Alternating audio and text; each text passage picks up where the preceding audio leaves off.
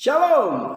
Senang sekali hari ini kita boleh lanjutkan kegiatan pembelajaran kita secara daring walaupun kita tidak bisa bertemu oleh karena situasi pandemi corona dan masa-masa new normal yang mengharapkan kita melakukan PJJ dari rumah. Tapi Bapak terlalu yakin kasih karunia Allah menyertai kita semuanya. Tetap semangat, tetap antusias sebagai generasi muda yang akan menginspirasi banyak orang. Hari ini kita akan mulai materi kita. Mari persiapkan dirimu, kita akan berdoa bersama. Bapa di surga, hari ini kami akan melanjutkan materi pembelajaran. Mari Kau hadir menolong setiap kami sehingga kami tampil menjadi remaja yang akan memberkati banyak orang bagi kemuliaan nama-Mu. Dalam nama Yesus Kristus, kami berdoa dan mengucap syukur. Haleluya. Amin.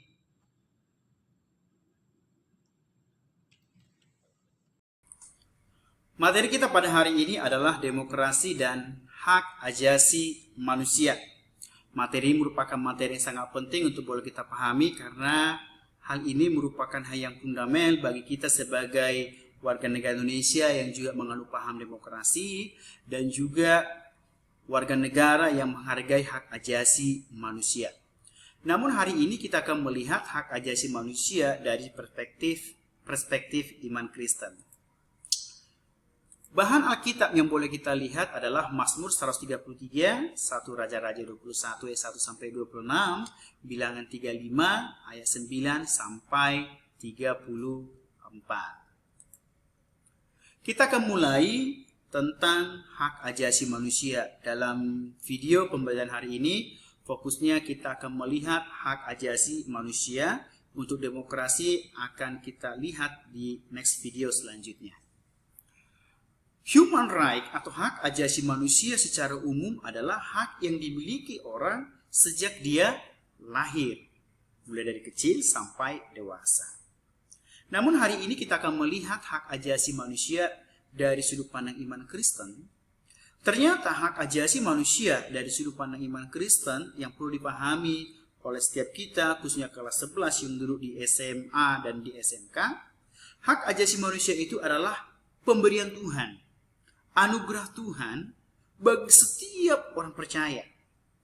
Karena hak ajasi manusia adalah pemberian Tuhan, hadiah dari Tuhan, atau anugerah dari Tuhan, maka respon kita adalah bersyukur. Kemudian kita menghargai dan tentunya tampil sebagai pribadi yang sudah merasakan kasih karunia Tuhan. Akan tetapi hari ini kita diajak tidak hanya bersyukur, namun juga menghargai hak ajasi orang-orang yang ada di sekeliling kita. Karena kita mau tampil menjadi pelaku-pelaku firman Tuhan. Hari ini kita melihat apa yang menjadi dasar bagi kita sebagai remaja Kristen, atau hal apa yang harus kita pahami sebagai orang percaya sehingga kita mampu dengan maksimal untuk boleh menghargai hak ajasi manusia. Hal yang pertama yang perlu kita pahami adalah hak ajasi manusia merupakan kedaulatan Allah yang bersifat universal. Kedaulatan berarti kekuasaan, kewenangan.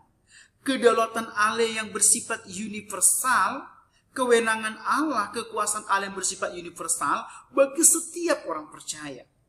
Kenapa Tuhan berdaulat? Kenapa Tuhan berwenang bagi saya dan bagi kita semua? Kenapa Dia berkuasa? Karena memang saya dan kita semua adalah buatan tangannya. Kita adalah ciptaannya yang mulia. Karena saya milik Tuhan, ciptaan Tuhan, jadi Tuhan berkuasa atas pribadiku. Karena kita semua adalah ciptaan Tuhan, Tuhan berkuasa atas kehidupanmu. Jadi karena Tuhan yang berkuasa, Tuhan yang berwenang, Tuhan yang berdaulat, tidak boleh satu negara, satu lembaga, satu institusi yang boleh mengganggunya, yang boleh menguranginya. Jadi kita harus menghormati buatan tangan Tuhan, ciptaan Tuhan bagi setiap kita orang percaya. Karena Tuhan yang berdaulat bagi setiap umat manusia. Jadi kalau kita mencoba menguranginya, lawannya bukan manusia, tapi Tuhan yang menjadi lawannya. Setiap kita mungkin punya barang-barang berharga, atau ada orang lain yang mencoba mengambil, merusak. Kita pasti tidak senang. Kita akan tegur dia. Lebih daripada itu, Tuhan akan melindungi umatnya yang yang hidup di bumi ini, karena kita adalah kepunyaan Tuhan. Jadi siapapun kita, warna kulit kita, bentuk wajah kita, suku dan etnis kita siapapun, kita buatan tangan Tuhan. Mari saling menghormati, hargailah hak ajasi mereka.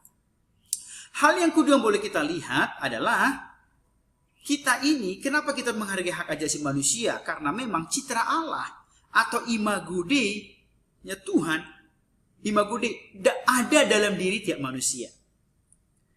Citra Allah, gambaran Tuhan ada dalam diri tiap orang percaya. Ini menunjukkan saya sebagai ciptaan Tuhan, kita semua sebagai ciptaan Tuhan harus menunjukkan sifat-sifat ilahi Allah. Dari sekian banyak sifat-sifat ilahi yang harus kita tunjukkan, mari kita belajar untuk boleh mempraktekkan kasih, menyatakan kebenaran, menegakkan keadilan, menegakkan kesetaraan, bahkan menghargai kebebasan satu dengan yang lainnya sesuai dengan aturan hukum yang berlaku. Mungkin ada orang berkata, saya ini milik Tuhan, saya kepunyaan Tuhan, dan orang lain milik Tuhan, mereka kepunyaan Tuhan. Saya menghormati mereka, tapi mereka nggak menghormati saya. Tidak usah sedih. Poin yang kedua ini menunjukkan saya imago Dei-nya Tuhan yang memiliki gambaran Allah harus tetap mempraktikkan firman Allah, harus tetap menghargai hak ajasi manusia. Kita mencatat, berdiam dirilah maka akan bertindak. Tuhan tidak pernah menutup mata bagi setiap kita, khususnya remaja Kristen, yang tampil menjadi pelaku-pelaku firman Tuhan. Dalam Mazmur 133 diceritakan di sana betapa indahnya kehidupan orang-orang yang selalu membangun kebersamaan dengan orang-orang sekelilingnya, apalagi membangun kesepakatan, seia sekata, damai. Karena kita saling menghormati, berkat-berkat Tuhan dicurahkan di sana. Namun kebalikannya, kalau kita tidak membangun damai sejahtera, tidak membangun kebersamaan seperti pengalaman yang tertulis di dalam Alkitab yang di awal tadi, 1 Raja-Raja pasal 21 ayat 1 sampai 16, ada seseorang Raja Ahab yang mengganggu kebun anggur Nabot di situ. Kita melihat berkat Tuhan tidak selalu nyata bagi setiap mereka, bahkan kalau kita melihat akhir hidupnya, wow, kasihan sekali. Tapi bagi mereka yang menghargai hak ajasi, mereka yang menghormati sesamanya, Tuhan tidak pernah menutup mata. Berkat-berkatnya senantiasa tercurah. Khusus pelaksanaan demokrasi akan kita bahas dalam next video selanjutnya atau materi pembelajaran selanjutnya. Namun sedikit, di dalam Alkitab memang tidak terlalu eksplisit pelaksanaan demokrasi diceritakan. Ada beberapa contoh. Salah satu contoh yang sangat nyata adalah ketika murid-murid duduk bersama, musyawarah mufakat, mereka berdoa mencari pengganti pada Judas Iskariot. Dan mereka musyawarah mufakat, ada 2 hamba Tuhan yang ditemukan untuk mereka layani. Dan ketika mereka melakukan voting, dan votingnya dimulai dengan berdoa, maka mereka menemukan satu, yaitu Matias, pengganti daripada Judas Iskariot. Ini pelaksanaan demokrasi. Jadi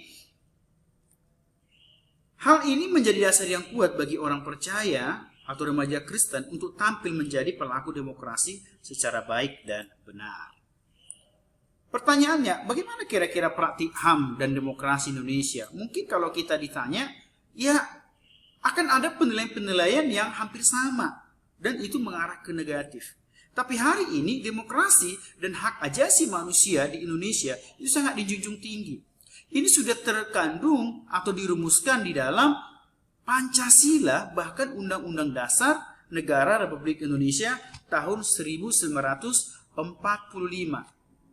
Setiap sila dari Undang-Undang Dasar 1945 menceritakan betapa pentingnya atau menjadi dasar yang luar biasa untuk boleh kita juga menghargai hak ajasi manusia. Kemudian kalau kita melihat bagaimana sih demokrasi? Tapi dalam konteks ini khusus hak ajasi manusia dari sudut pandang iman Kristen. Hal apa saja yang bisa membuat kita atau yang kita boleh pahami sehingga kita menjadi pelaku kasih, pelaku hak ajasi manusia secara baik dan benar? Kita bisa melihat ternyata Di dalam Bilangan 35 ayat 9 sampai 34 ada satu hal yang luar biasa di situ yang menceritakan tentang kota-kota perlindungan dalam Perjanjian Lama. Kota-kota perlindungan dalam Perjanjian Lama ini ada Kades, ada Golan, ada Ramot Gilead, ada Sikem, ada Hebron, dan juga ada Bejer. Kota-kota perlindungan ini adalah tempat di mana orang-orang untuk boleh mendapat perlindungan. Mungkin dia difitnah berbuat dosa, berbuat zina, berbuat yang tidak benar, tapi belum dibuktikan bersalah, mereka bisa lari ke tempat ini, meminta perlindungan. Istilah sekarang adalah meminta suaka, perlindungan dari tempat-tempat perlindungan tersebut atau kota-kota perlindungan tersebut. Dan ternyata konsep ini kemudian diambil oleh gereja Kristen dengan menetapkan gereja sebagai tempat perlindungan dalam konsili Orleans di hadapan Raja Clovis I. Setiap orang yang mencari suaka, mencari perlindungan, boleh dikerjakan di gereja. Sehingga gereja memberikan perlindungan bagi setiap pribadi mereka. Nah, ini menunjukkan bahwasanya kita menghargai hak orang lain. Tidak boleh memandang mereka sebelah mata, namun hormati karena mereka adalah ciptaan Tuhan. Jadi sebagai remaja Kristen saya mengajak tampillah sebagai pelaku firman yang menegakkan hak asasi manusia. Karena memang kita ini adalah pribadi yang diciptakan Tuhan untuk mempraktekkan kasih dimanapun kita berada. Pribadi yang Tuhan ciptakan yang akan berkarya sehingga orang lain merasakan karya-karya Tuhan juga. Saya sampaikan, Tuhan ingin berbuat hal yang hebat, Tuhan ingin berbuat hal yang luar biasa dalam setiap kehidupan kita. Itu sebabnya karena setiap perilaku perbuatan kita itu bisa menjadi berkat atau sandungan bagi orang lain, mari kita belajar menjadi berkat dengan cara mewujudkan penegakan hak asasi manusia secara baik dan benar. Kita berjuang bersama-sama. Ini tidak mudah sehingga tercipta negara Indonesia yang demokratis ini berjalan dengan baik. Saling menghargai. Perbedaan boleh ada. Ketidaksatuan dalam pendapat boleh ada.